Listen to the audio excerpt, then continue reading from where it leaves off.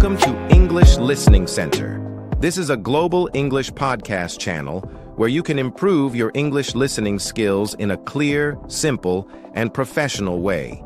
Here, you will listen to real English and learn useful expressions that will help you understand and speak English better. Stay with us until the end and enjoy the lesson. Don't forget to like, share, and subscribe to support the channel. I'm Emily, and I'm so excited to be here with you all today. And I'm Paul. It's great to be back, Emily. We have a fantastic topic for you all today. Something that touches everyone's lives, especially now. That's right, Paul. Before we dive into our super interesting topic, we have a quick favor to ask. If you're enjoying our podcasts, please hit that like button. Share this episode with your friends who are learning English. And most importantly, subscribe to Mr. English channel so you don't miss any of our new episodes. Your support really helps us grow. Absolutely. Every like, share, and subscribe helps us create more amazing content for you. So thank you in advance for helping us out.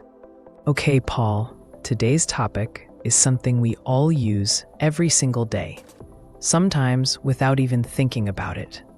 Technology as a way of life. And we're going to explore a very specific and helpful part of that. How using apps can help you learn English. Oh, I love this topic, Emily. Technology has changed so much, hasn't it? It's not just for work or complicated things anymore. It's part of how we relax, how we communicate, and yes, how we learn. Exactly. Think about it, Paul. Just a few years ago, if you wanted to learn English, you probably had to go to a physical school, buy a lot of heavy books, and maybe listen to some audio CDs. Now, you can pull out your phone, open an app, and start learning right away. It's truly amazing how accessible learning has become. It really is. I remember when I was first trying to learn a second language, which was Spanish for me, I used to carry around a small dictionary. If I heard a new word, I'd stop, pull out the dictionary, and look it up. It was quite a process. Now, with a translation app on your phone, it's instant. You can even speak into it. That's a perfect example, Paul. And it's not just about translation. Technology has integrated into our lives in so many subtle ways. From setting alarms, checking the weather, ordering food, or even finding your way around a new city, technology is always there, helping us. It's truly a way of life now, not just a tool. And for English learners, this is fantastic news, because if technology is everywhere, that means there are more opportunities to use English in real-life situations, even if you're just interacting with an app. Many apps are designed in English first, so you're already getting exposure. That's a brilliant point, Paul. Even if you're not actively using an English learning app, just navigating your phone settings or using social media apps can expose you to English vocabulary and phrases. It's a passive way of learning that adds up over time. Think about the common terms you see: settings, notifications, share, like, comment, follow. These are all English words you learn just by using your phone. And these words become second nature. You don't even think of them as English words anymore, do you? They're just what you click. That's the beauty of integrating English into your daily life through technology.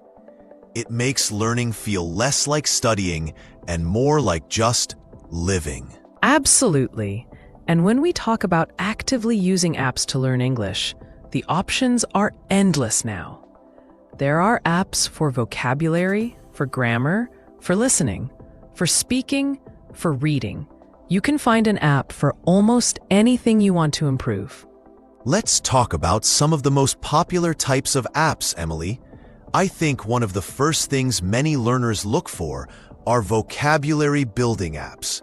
Apps like Anki, Quizlet, or even simple flashcard apps can be incredibly effective. Yes, vocabulary apps are fantastic for building your word bank. They often use spaced repetition, which is a clever way of showing you words just when you're about to forget them. This helps move the words from your short-term memory to your long-term memory. It's like having a smart tutor who knows exactly when to remind you of a word. And the great thing about these apps is that you can often create your own flashcards.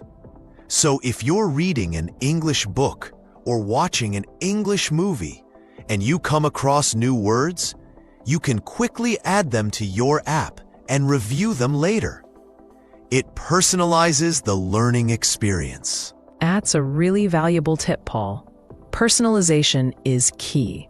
When you're learning words that are relevant to your interests, you're much more likely to remember them. For example, if you love cooking, you can create flashcards with English cooking terms. If you love sports, you can learn sports vocabulary.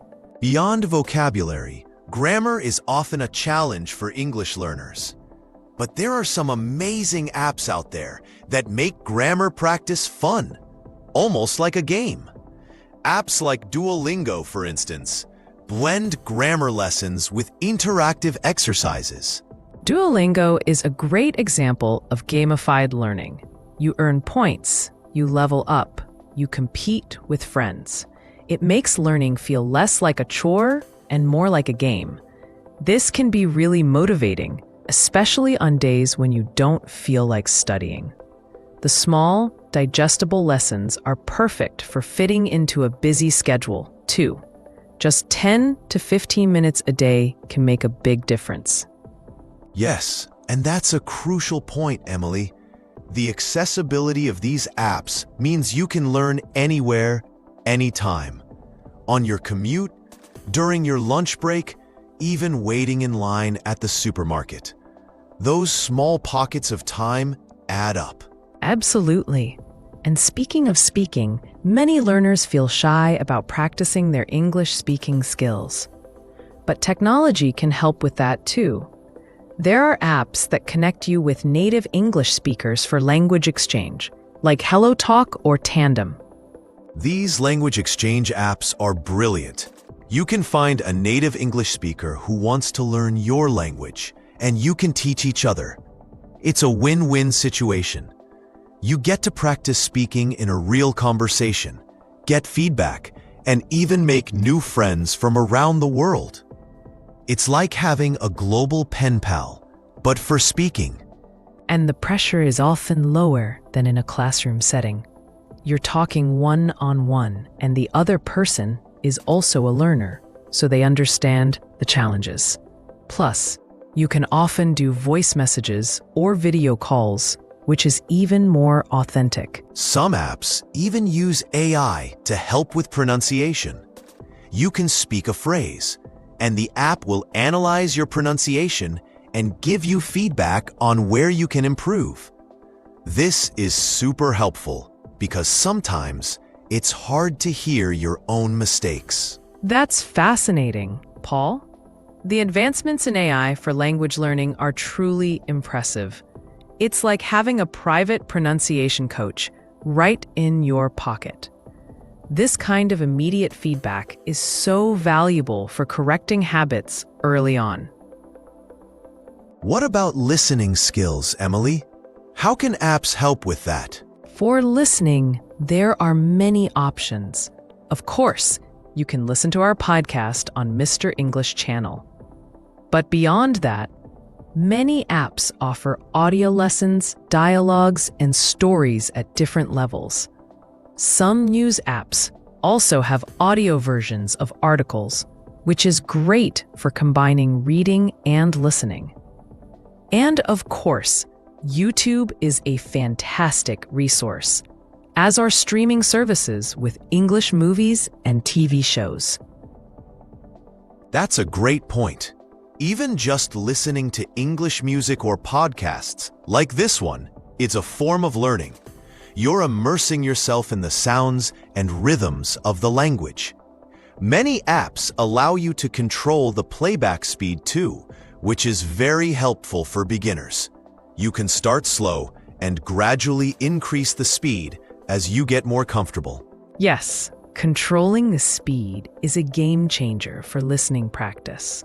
It allows you to really focus on individual words and phrases without feeling overwhelmed. And then, once you feel confident, you can try listening at normal speed. And for reading, there are apps with graded readers, which are books written specifically for English learners with simplified vocabulary and grammar. There are also news apps that provide simplified articles. Reading on your phone or tablet is very convenient. Reading apps are fantastic because they often have built-in dictionaries. If you come across a word you don't know, you can just tap on it, and the definition will appear.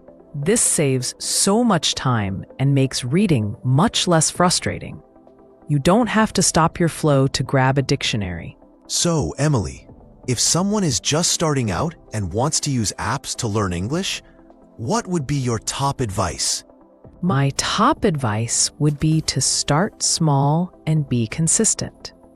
Don't try to download 10 different apps at once and feel overwhelmed. Choose one or two that you think will be most helpful for your current goals.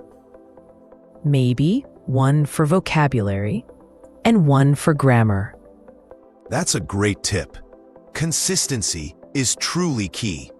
Even 15 minutes a day using an app is much more effective than one long session once a week. Little by little, you build up your skills. And make it a habit. Try to incorporate app-based learning into your daily routine.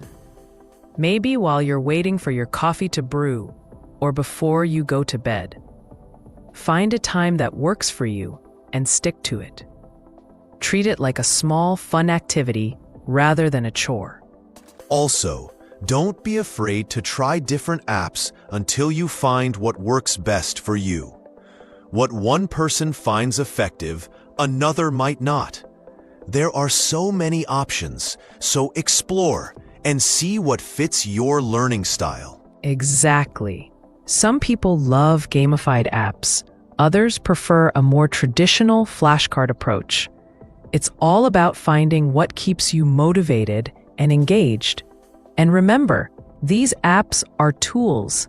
They are there to help you, not to replace real-life interaction or other forms of learning. They complement your learning journey. That's a crucial distinction. Apps are excellent for practice and reinforcement, but they shouldn't be your only source of learning. Try to combine them with watching English movies, listening to English music, reading English books, and whenever possible, speaking with native speakers. And don't be afraid to make mistakes. Apps are a safe space to practice and experiment. You can repeat exercises as many times as you need without feeling embarrassed. That's one of their biggest advantages. It's a low-pressure environment for trial and error. So, in summary, technology has truly transformed how we live, and that includes how we learn. English learning apps offer incredible flexibility, personalization, and accessibility, making it easier than ever to build your English skills. Absolutely. From vocabulary to grammar, listening to speaking, there's an app out there to help you on your journey.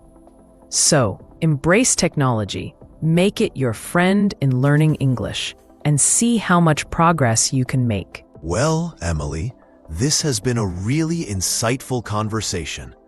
I hope our listeners are feeling inspired to open up their app stores.